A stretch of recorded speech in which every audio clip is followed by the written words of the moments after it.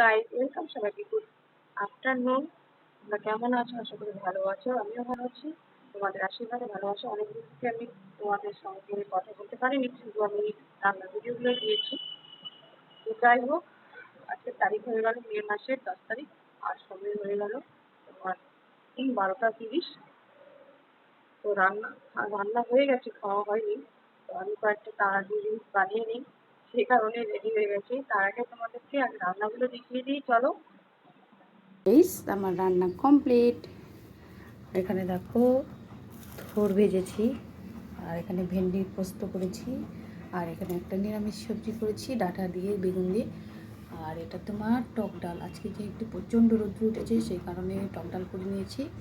আর এটা তোমার এর মধ্যে আছে বাটা মাছ আর পাবদা মাছ, 2 রকম মাছ দিয়ে পোস্ত দিয়ে করেছি, মাছের ঝাল।